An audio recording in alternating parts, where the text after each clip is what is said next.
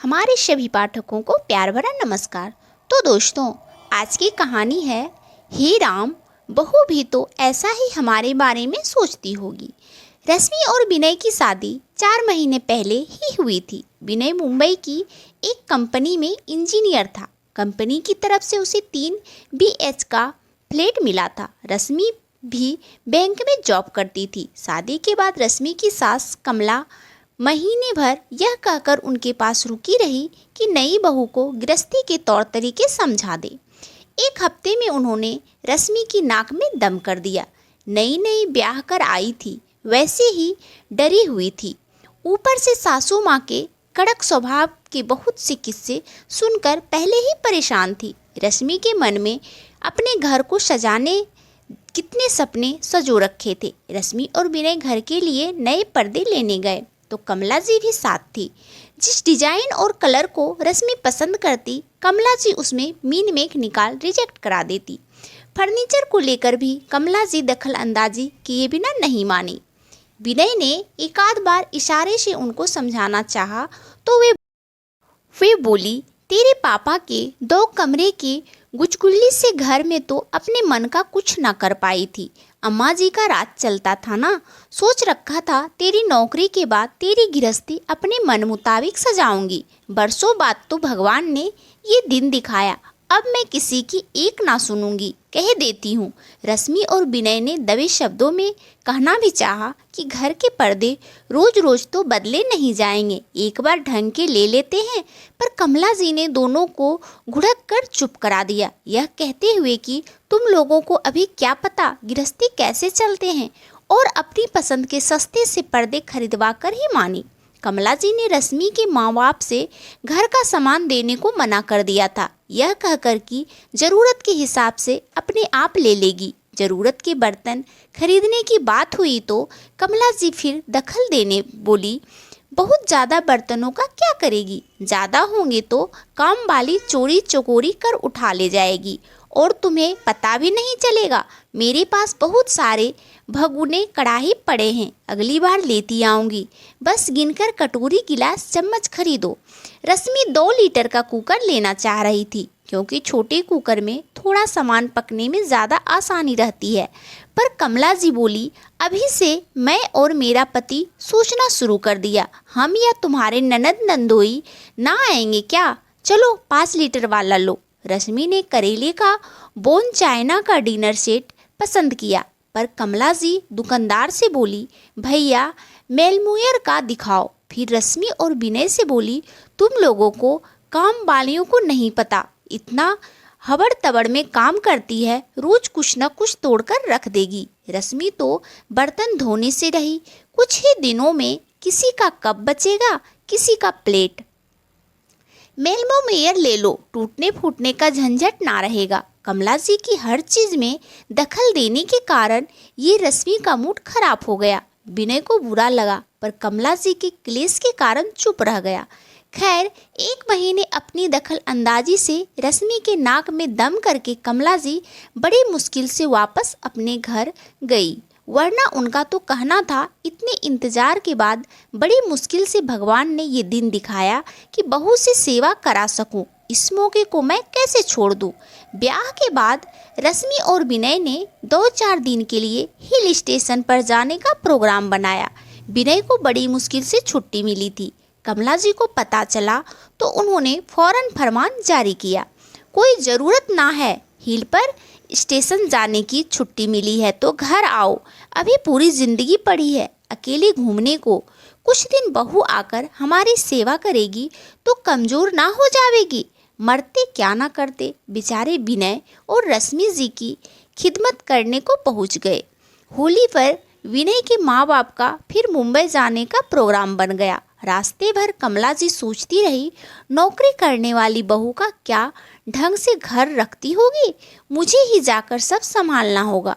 मुंबई पहुंचकर रश्मि का साफ सुथरा और करीने से रखा घर देखकर विनय के पिता रमेश जी तो बहुत खुश हुए, पर सुमन जी बिना नुक्स निकाले अपनी आदत से बाज नहीं आई।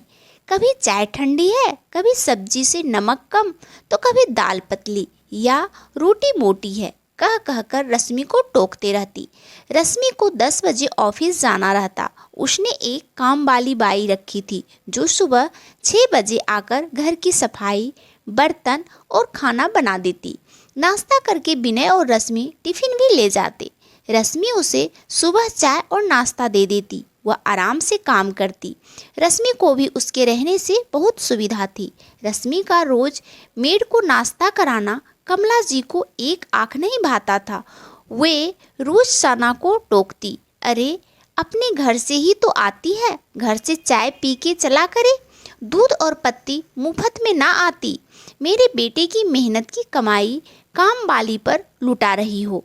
क्या ज़रूरत है खाना बनाने की, पैसे खर्च करने की? 2 आदमियों का खाना ही कितना होता है जो तुम खुद ना बना सको। हमारे ज़माने में तो 10-10 लोगों को खाना यूं ही मिनटों में चुटकी बजाते ही बन जाया करे थे।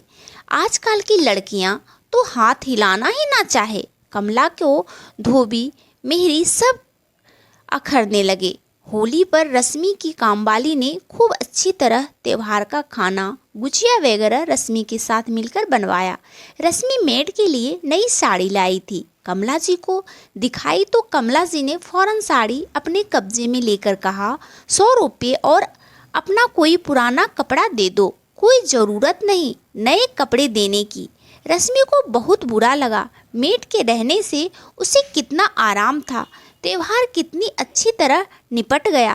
हाँ, पर कमला जी के आगे उनकी एक ना चली। किसी छुट्टी के दिन अगर रश्मि और विनय कहीं बाहर घूमने का प्रोग्राम बनाते तो कमला जी का मुंह बन जाता, या कहीं बाहर से खाना ऑर्डर करने को कहती तो वे फिजूल खर्ची का बहाना देकर अडंगा लगा देती। कमला जी की आए दिन टोका टोकी से तंग आकर एक दिन मेड ने रश्मि को कह दिया कि वह किसी दूसरे मेड का इंतजाम कर ले। मम्मी जी के रहते वह काम नहीं कर पाएगी। रमेश जी ने सुन लिया। वो जब से आए थे देख रहे थे कि रश्मि को मेड के रहने से कितनी सुविधा है। रमेश जी ने देखा कि पानी अब सर से ऊपर जा रहा है। कमला जी की रोज रोज की चिकचिक का असर विनय और रश्मि के सोने सी गृहस्थी पर पड़ रहा है, तो उन्होंने कमला जी को कह दिया कि तुमने देखा बहू कितनी अच्छी तरह घर संभाल रही है, नौकरी पर भी जाती है, पर हमें तुम्हें कोई दिक्कत नहीं होने देती। तुम्हारी हर वक्त की चकचक पर भी पलटकर जवाब नहीं देती, हमारी हर छोटी से छोटी चीज़ों का ध्यान रखती है। और तुम्हें क्या चाहिए, खाना टाइम से पका पकाया मिलता है, कपड़े धुले धुलाए प्रेस करे, हमारे मुंह से बात निकलती है, बच्चे फौरन पूरी कर रहे हैं। जैसे अम्मा जी की टोका टोकी तुम्हें बुरी लगती थी, तुम सोचो बहू को भी वैसा ही लगता होगा। तुमने अपनी गृहस्थी जैसा तुम्हारा मन किया चला ली, अब बहू को अपनी गृहस्थी अपने हिसाब से चलाने दो। अगर घर की सुख शांति चाहती हो तो भाग्यवान खुद भी चैन से रहो और बेटे बहू को भी चैन से रहने दो, तभी बच्चे भी खुश रहेंगे और हम तुम भी।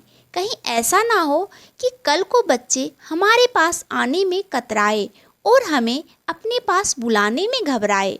थोड़ी बहुत बहस के बाद कमला जी ने ठंडे दिमाग से सोचा कि रमेश जी कह तो सच रहे हैं। अम्मा जी जब उन्हें टोकती थी तो उन्हें कितनी घुटन होती थी। अम्मा का साथ रहना उन्हें एक पल को भी सुहाता नहीं था। हे राम, बहू भी तो ऐसा ही हमारे बारे में सोचती होगी।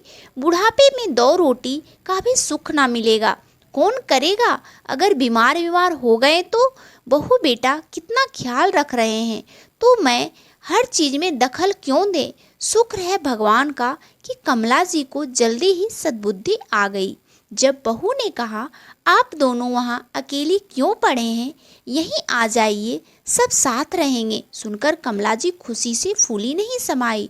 तो दोस्तों, पीढ़ियों के तौर तरीके अलग अलग होते हैं। बड़े बुजुर्गों को अपना बड़प्पन और बच्चों को बड़ों का सम्मान बनाए रखना चाहिए, तभी घर में सुख और शांति बनी रह सकती है।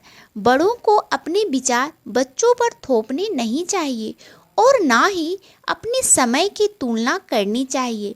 तो दोस्तों, मुझे उम्मीद है आप भी सहमत होंगे।